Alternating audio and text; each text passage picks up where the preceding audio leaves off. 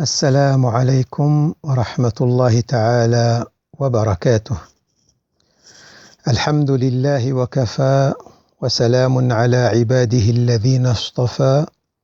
الحمد لله الواحد الأحد الفرد الصمد الذي لم يلد ولم يولد ولم يكن له كفوا أحد، والصلاة والسلام على سيدنا وحبيبنا وعظيمنا وقائدنا وقرة أعيننا محمد، من بعثه الله رحمة للعالمين مبشرا ونذيرا وداعيا إلى الله بإذنه وسراجا منيرا، فهدى الله به الأمة وكشف به عنها الغمة، فجزاه الله عنا خير ما جزى نبيا من أنبيائه. وأشهد أن لا إله إلا الله الملك الحق المبين، وأشهد أن سيدنا محمدا رسول الله الصادق الوعد الأمين، صلوات ربي وسلامه على محمد النبي الأمي وعلى آله وصحابته الطيبين الطاهرين. Je suis ravi de vous retrouver.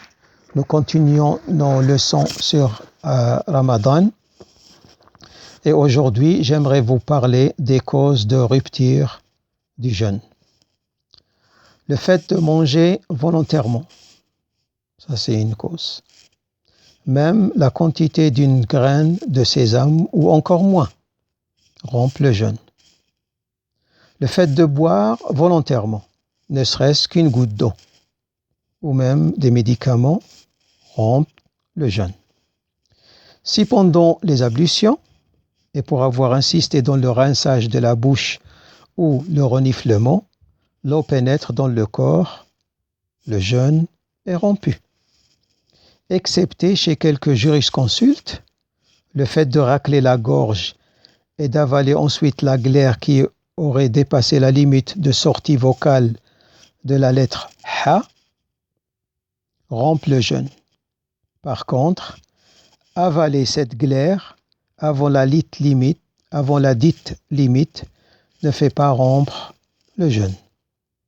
Celui qui vomit en provoquant volontairement son vomissement rompt son jeûne, même s'il ne ravèle rien de sa vomissure.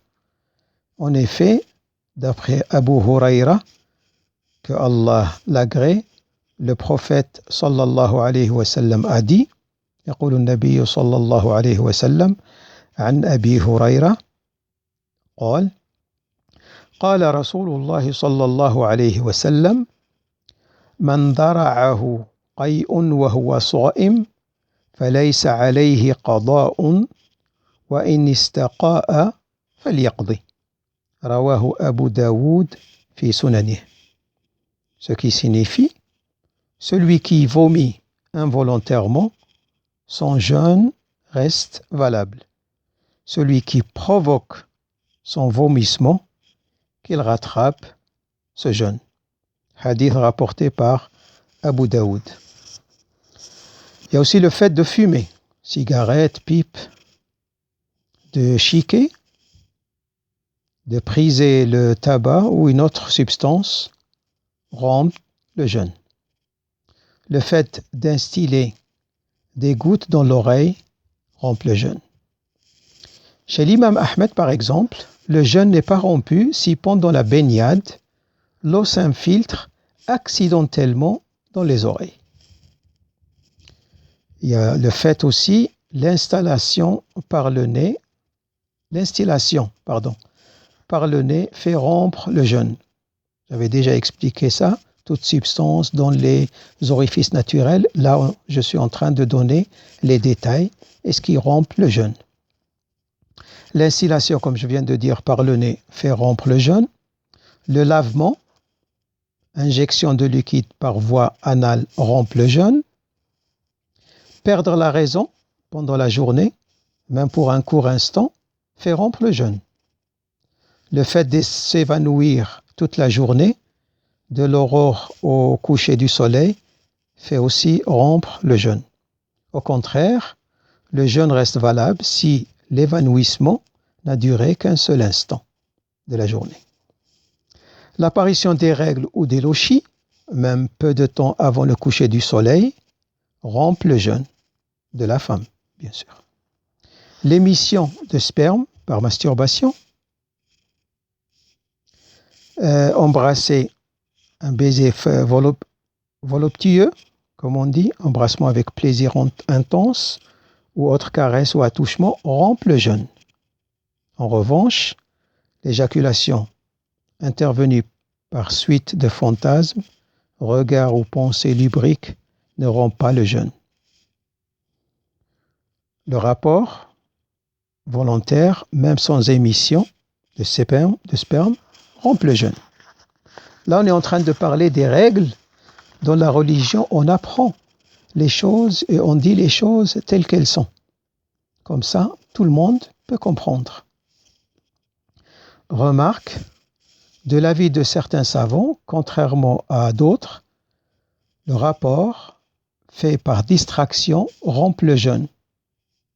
C'est le cas, par exemple, de quelqu'un qui oublie qu'il est en train de jeûner. Ça peut arriver. L'utilisation de suppositoires ou autres ovules fait rompre le jeûne. Les touchés vaginaux ou rectaux, notamment lors d'examens médicaux, font rompre le jeûne de la personne qui les subit. Et puis l'apostasie, la ridda, sortie de l'islam, comme j'ai dit la dernière fois dans Sahih al-Bukhari, il y a un chapitre qui concerne la ridda. Donc la ridda fait rompre le jeûne. On continue avec, donc là je viens de parler de ce qui concerne Ramadan. Là on continue de parler du bon comportement en islam et notamment le bon comportement du prophète Mohammed sallallahu alayhi wa sallam. Concernant le mérite de prodiguer le bien envers autrui, parmi ce qu'il indique, il y a le hadith de Al-Bayhaqi dans le livre Al-Adab, lorsque le messager de Allah sallallahu alayhi wa sallam avait répondu à Uqba ibn Amr quand il l'avait interrogé. Comment être sauvé au messager de Allah? Il lui avait dit, يقول له النبي صلى الله عليه وسلم تصل من قطعك وتعطي من حرمك وتعفو عمن ظلمك. Ce qui signifie, tu entretiens les relations avec celui qui les a rompues avec toi, tu donnes à celui qui ne t'a pas donné et tu pardonnes à celui qui a été injuste avec toi. Pardon, toujours, modestie et douceur font partie du bon comportement. Dieu dit en s'adressant à son messager, sallallahu alayhi wa sallam, بعد أعوذ بالله من الشيطان الرجيم خذ العفو وامر بالعرف خذ العفو وأمر بالعرف, ce qui signifie pardonne-leur et recommande-leur la piété. Aïcha, que Allah l'agrée, la femme du prophète sallallahu alayhi wa sallam, a dit: chaque fois que le messager de Dieu avait à choisir entre deux choses, il choisissait la plus aisée, tant que ce n'était pas un péché. Et si c'était un péché, il était celui des gens, celui qui s'en éloignait le plus. Le messager de Allah ne s'est jamais mis en colère pour lui-même, à moins qu'il n'y ait eu violation de ce que Allah Ta'ala a rendu illicite. Al-Qattan, dans sa version, a ajouté: alors il ne se met en colère pour glorifier la religion de Allah. Alors il se met en colère pour glorifier la religion de Allah. Aïcha, que Allah l'agrée, a dit également: il n'était ni grossier, donc elle décrivait son mari. Il n'était ni grossier, ni indécent, ni de ceux qui élèvent la voix dans les marchés, et ne répondait pas par le mal à celui qui lui faisait du mal. Mais il excusait et pardonnait. La persévérance dans l'adoration. Al-Mughira ibn Shu'ban a dit: le messager de Allah veillait les nuits à faire des prières jusqu'à ce que ses pieds soient enflés. On lui disait alors: ô messager de Allah, n'est-ce pas que Allah t'a immunisé des péchés avant l'avènement de ta mission de prophète comme après? Il a dit, donc le prophète lui répondit: Afala akunu abdan shakura, Afala akunu abdan shakura, ce qui signifie: ne serais-je pas un esclave qui remercie son Seigneur? Parlons maintenant du courage. Ali ibn Abi Talib, que Allah l'agrée, a dit: pendant la bataille de Badr, nous nous protégions des associateurs, des idolâtres donc, par le messager de Allah. Il était le plus rude des gens au combat. La 16. Al-Bayhaqi, Al-Tirmidhi et Ibn Majah, donc les rapporteurs des traditions prophétiques, ont rapporté d'après Abdullah, le prophète sallallahu alayhi wa sallam s'est couché sur des nattes, ce qui lui a laissé des marques sur la peau. J'ai entrepris de le masser et lui ai dit: je te conjure par mon père et ma mère, ô messager de Allah, si tu nous donnes l'autorisation, nous étendrons par-dessus quelque chose qui te protège de sa dureté pour que tu dormes dessus. Et il a dit, le prophète lui répondit: Ma li wa ma li dunya, ma ana fi dunya illa karakibin istadalla tahta shajara, thumma raha wa tarakaha. Ce qui signifie: qu'est-ce que j'ai à avoir avec le bas monde? Je ne suis dans le bas monde qu'un voyageur qui se repose à l'ombre d'un arbre, puis repart et le laisse. Un exemple pour l'humanité.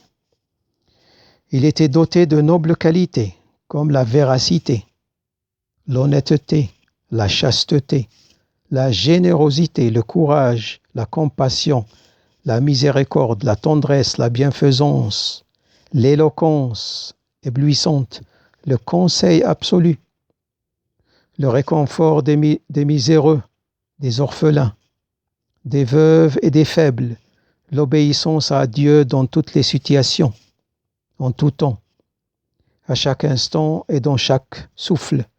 Et il était le plus modeste des gens, il aimait les pauvres, il assistait à leurs convois funèbres et rendait visite à leurs malades. Tout cela avec sa belle allure, sa belle apparence et l'éminence de son lignage. Allah Ta'ala dit, يقول المولى في القرآن الكريم: الله أعلم حيث يجعل رسالته الله أعلم حيث يجعل رسالته. Je vous promets la traduction pour la prochaine séance. Ce que je voulais vous dire aujourd'hui, parlons de la vie comme le prophète l'a décrit. Nous ne sommes que comme des voyageurs, et puis avec une halte sous un arbre. La vie représente cette halte, et puis le voyageur continue son voyage et laisse cet endroit, laisse cette place, ou laisse cet arbre et continue son chemin. Donc j'espère que, Inch'Allah, je demande à Allah qu'on ait les caractéristiques et le bon comportement de notre prophète Muhammad sallallahu alayhi wa sallam. أقول قولي هذا وأستغفر الله العظيم لي ولكم فيا فوز المستغفرين أستغفر الله العظيم. Donc voilà, encore une fois, j'aurai du plaisir à vous revoir, Inch'Allah, à une autre occasion.